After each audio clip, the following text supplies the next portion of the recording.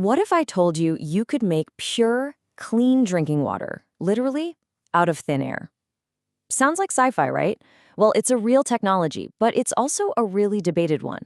Is it a game changer or just a gimmick? We're going to find out. All right, so here's our game plan. We're going to jump right into the online debate, the good, the bad, and the ugly. Then we'll get into the science of how these things actually work. After that, a little reality check with some hard data.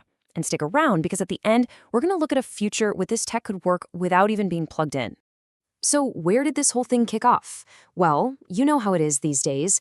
It all started with one simple question from one curious person on Reddit.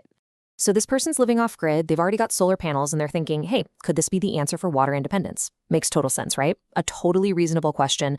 But man, the internet did what the internet does. The responses came flooding in, and people were not on the same page. And this is where it gets really interesting. The community was basically split right down the middle. You had people on one side saying it's revolutionary, and on the other, folks were calling it a complete scam. So, which one is it?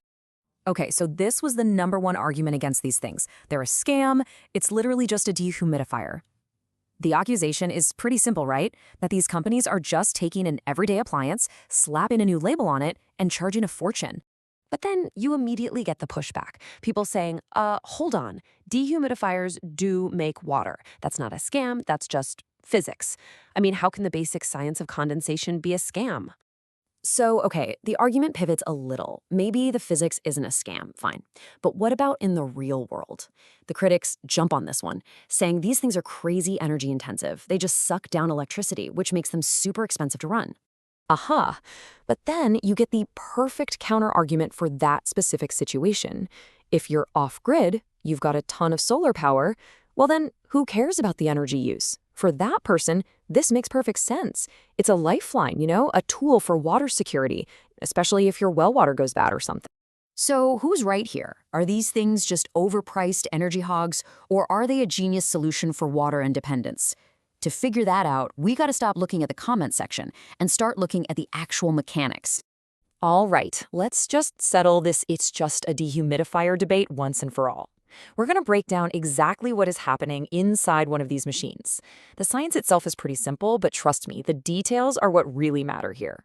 So an atmospheric water generator, or AWG for short, pretty much does what it says on the tin. It takes the air around you and cools it down to what's called the dew point. That's just the magic temperature where the invisible water vapor that's always in the air turns back into actual liquid water droplets. And this is how it works. It's honestly the same exact principle as when you see water forming on the outside of a cold glass of iced tea on a hot day. A fan pulls that humid air in, it hits a super cold coil inside the machine, and boom, the water vapor in the air condenses into droplets. That water is then collected. It really is the same basic idea as your AC unit or, yes, a dehumidifier. Okay, this is the most important part of the whole dehumidifier argument. Yeah, the way they get the water is similar, but that's where the similarities end.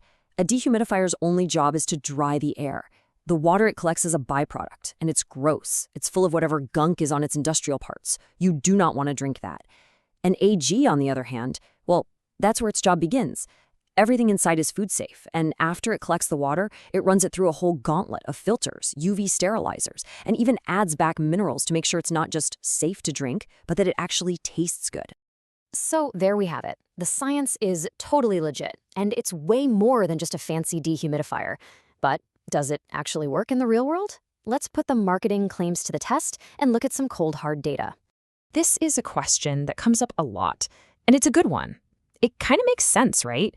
If millions or even billions of us started sucking water out of the atmosphere, wouldn't we, dry it out? Could we actually mess with the weather? Well, the answer is a pretty shocking and very firm no. Researchers actually ran the numbers on this. Get this, even in a crazy hypothetical world where all 8 billion people on Earth got all of their daily water from these machines, we would only use up 0.003% of the water in the atmosphere. The planet's water cycle is just unimaginably huge. It wouldn't even notice. Okay, but now for the real catch. This is the Achilles heel of the whole technology right now. Everything, and I mean everything, depends on the humidity.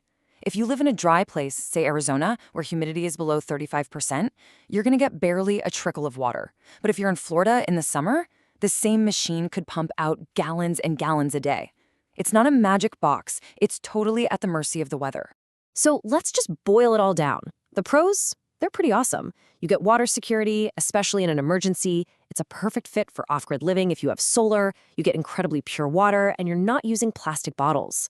The cons, though, are just as big. They cost a lot up front, they can use a ton of energy, their performance is completely shackled to the climate, and you gotta keep changing the filters. So what's the verdict?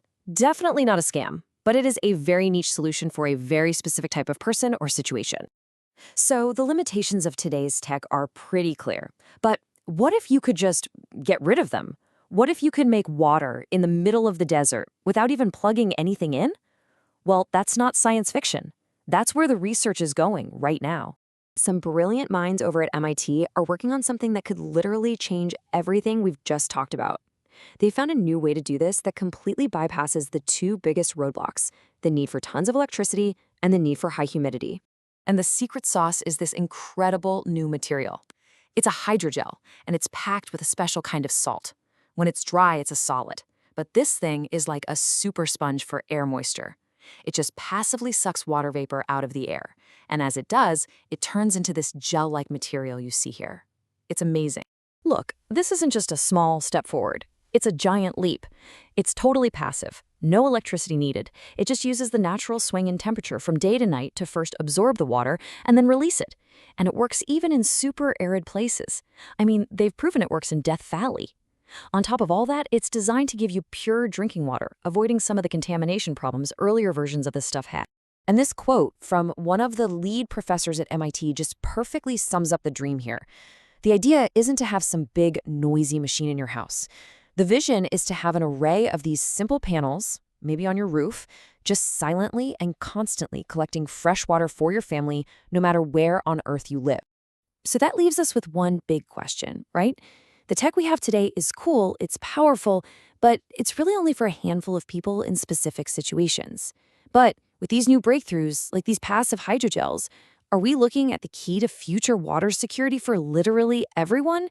Or is this incredible idea of pulling water from thin air destined to remain a clever but niche solution?